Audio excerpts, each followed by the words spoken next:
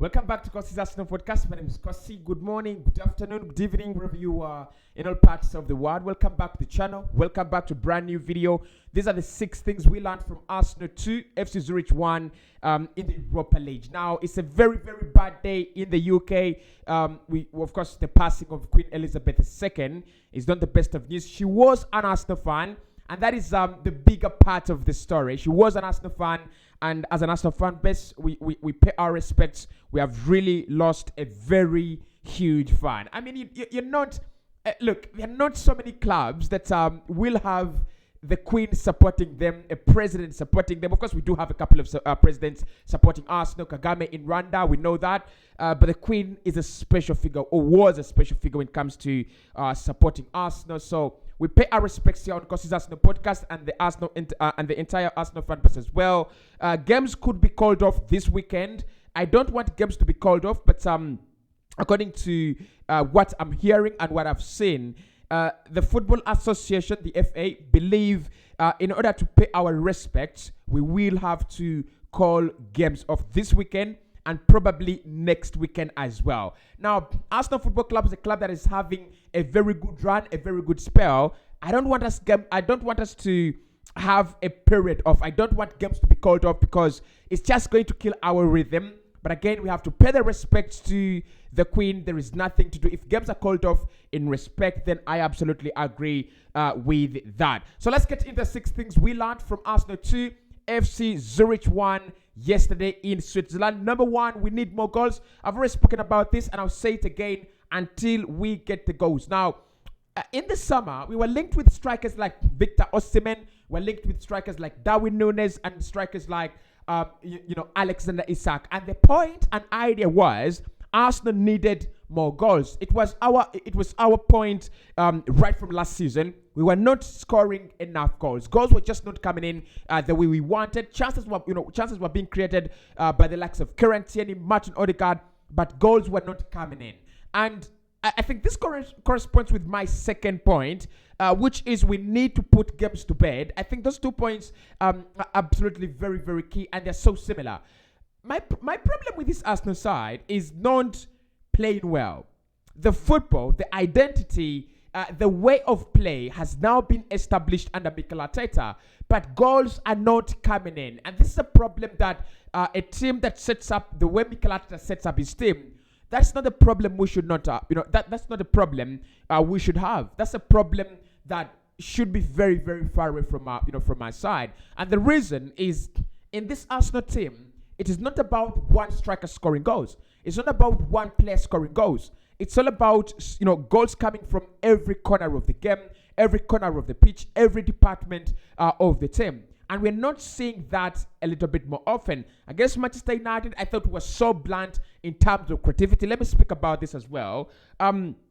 We are having bigger spells of dominance. We are having, we are dominating games on a bigger scale. But our problem is the cutting edge. We are lacking the creativity. We are lacking that ruthlessness in the final third. And that's what you're saying, that, clubs are happy to sit back against Arsenal, wait until Arsenal lose the ball, wait until Arsenal are a little bit frustrated. That is the game plan of clubs. Arsenal will not create many chances against us, so let's sit back, frustrate them, and then we can catch them on the break and score goals. As long as you're clinical, as long as you're a little bit disciplined, you can beat Arsenal. You cannot match them 1v1 when it comes to ball possession and fighting for the ball and winning it back as early, as quickly as you can, high up the pitch. But what you can do, sit back, frustrate them, and then pick up the 3 points. I think that is something we need to work on, especially in the Premier League.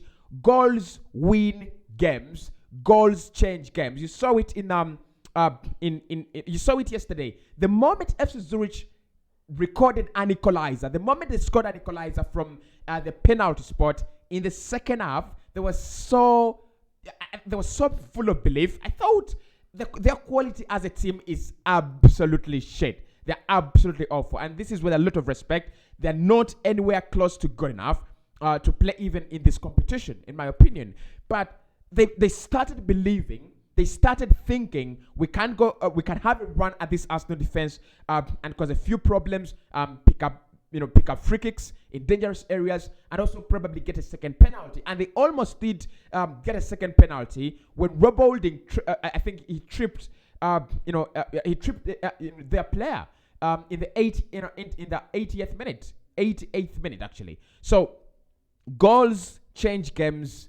Goals give you the cushion you want. These are games Arsenal should be winning 5-1, 6-1, 7-1. I mean, I still remember the Arsene Wenger era when we were accused of not scoring goals and we were accused of creating chances and let them go begging.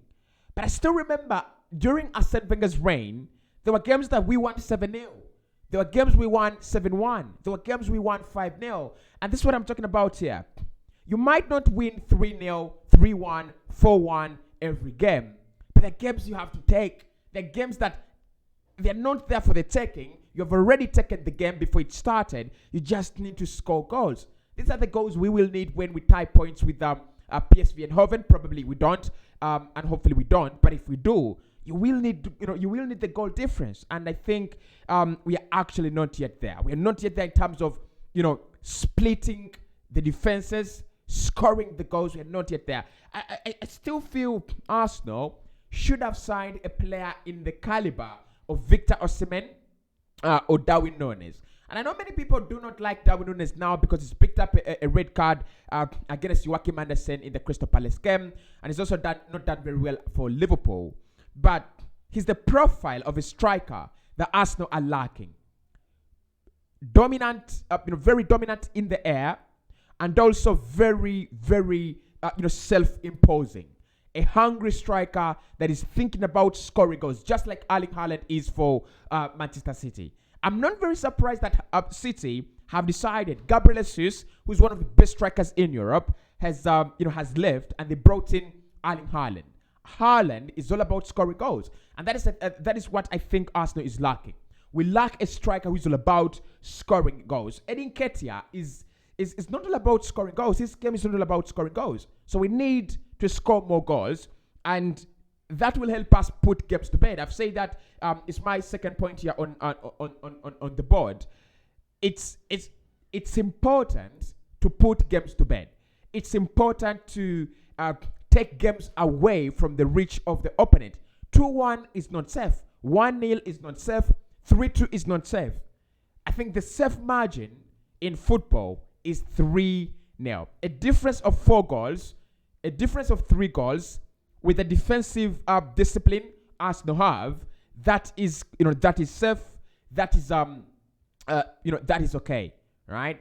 But 2-1, 1-0, that has never been safe. Whether you're playing FC Zurich, whether you're playing any other club, you need to put games to bed and you need to bury games. And I hope Mikel Arteta will actually address that. I looked at his face when the game ended, and he was not happy. Right? I looked at him when he brought in Odegaard, Gabriel Jesus, and Saka. The reason was to find a third goal. The reason was to put the game to bed. And that's why when the game ended, he walked away in absolute frustration. We are not scoring goals. We are not doing what we are supposed to do as a team.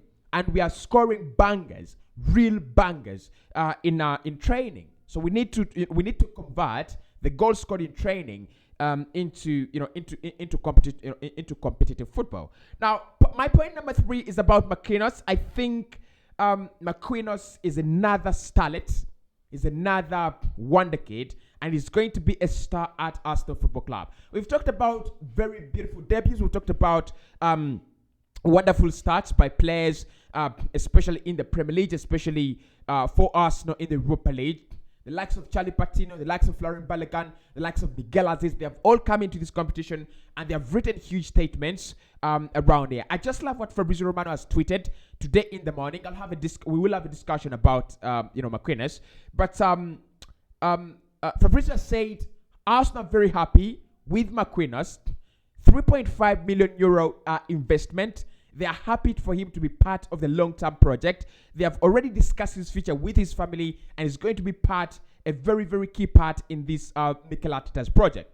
Now, Pep Guardiola, Mikel Arteta, they are not new managers when it comes to handling kids, when it comes to handling handling young players. They love it. The likes of Palmer at Manchester City, the likes of Martinelli at Arsenal. Pep Guardiola, Mikel Arteta, they're always going to take that opportunity to give a young player a huge stage. But it's all about the player taking the opportunity. It's all about the player seizing the opportunity. And there is no better way for a young player to write a statement to seize the opportunity than Marquinhos did. Scoring on your debut and assisting on your debut as well. For me, he won the 3 points for Arsenal. He literally won the 3 points for Arsenal. I said this in the match reaction, that the more a player sees an opportunity to step up, because we were passing very, very predictably. We were so flat. There was nothing special in our play. There's nothing special in our passing around. So we needed someone to step up. We needed someone to raise onto the occasion and create something out of the basket. And that is Marquinhos. 19 years of age. I just like the character of the young lad. He's so promising. If Mikel actually gives him more minutes, if he gives him more chances, I think Marquinhos by the end of the season is going to be a more established player in the Premier League, but also in this Arsenal side. And I thought Marquinhos really had a very, very good game. And my point 4 is Mikel Arteta's dominance. We are now seeing this more and more in games, dominating play, dominating opponents, regardless of who they are. This season in the Premier League, you can argue that apart from Manchester City, there is no other team that has dominated opponents more than Arsenal. It's now even in the Europa League. And look, in such kind of games, I think many Arsenal fans will get frustrated. Many Arsenal fans will get bored. Because Mikel Arteta's philosophy is all about keep the ball, hold the ball, and pass it around. Is a person like me that really watches the Spanish La Liga a lot of the time, and watches this Spain side play a lot of the time in qualifiers, in friendlies. I'm used to it. I'm really used to it. But this is the blueprint. This is the identity that Arsenal has taken on, and it is not going to change. So we need to get used to it. I think if we can add a little bit more, a little bit of spicy to that, probably get our wingers to be a little bit entertaining, probably get our midfielders to score more goals, create more chances. That is how entertaining it's going to be. But I love the idea of dominating games throughout the 90 minutes. I love the idea of Arsenal being the dominant club. I love the idea of us, being on top of clubs. Because what that does, it gives us a lot of confidence. It gives us a lot of security that at 1-0, at 2-1, at 3-2, you can still win the game. Yes, we do concede goals.